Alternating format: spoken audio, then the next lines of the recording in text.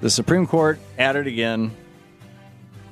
Shane was pointing out to me during the break that he spends a fair amount of time over at the Supreme Court. He was the Supreme Court reporter, or I guess is the Supreme Court reporter for Talk Radio News Service, and a law school graduate himself, and sits and listens because they won't allow cameras in the court or recording devices. So you have to take the official audio from the court. At least they're releasing that, so we can hear people like Sam Alito having an agenda. Like, I hate Blagojevich. Was Alito from Illinois by any chance? Does anybody know?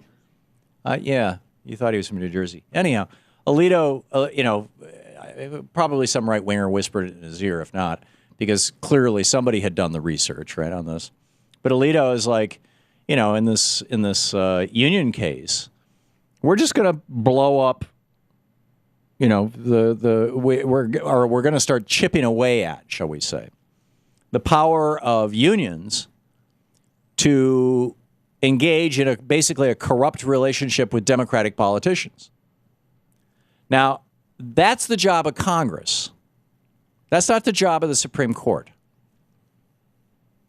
And there's already anti-corruption laws on the books. Rod Blagojevich is sitting in a federal prison right now, or maybe a state prison, but he's sitting in prison.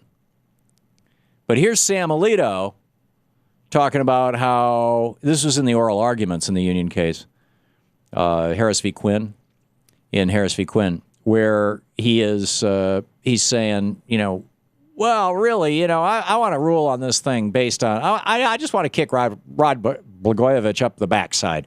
Here he goes. I thought the situation was that Governor Blagojevich got a huge campaign contribution from the union, and virtually as soon as he got into office, he took out his pen and signed an executive order that had the effect of putting, what was it, $3.6 million into the union coffers. Whatever that's the sequence. Is that correct? Well, I think the issue before the court is the constitutionality of the statute.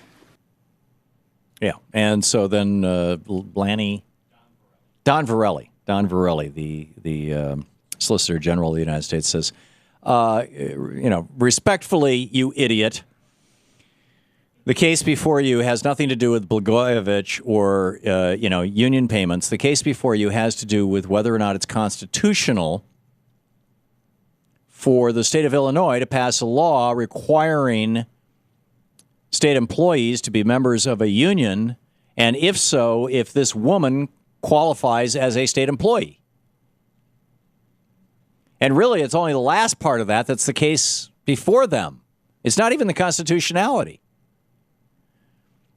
But they sit around and they say, oh, we got to make a rule. We got to come up with a rule. What rule should we come up with? How should we, it's not just rule on this. It's what's the rule we make. The Supreme Court uses the word rule, and what they mean is legislation or law, because it has the force of law. It's a law. And if anybody can call me and read to me from the Constitution of the United States where it says that the Supreme Court has the right to make law,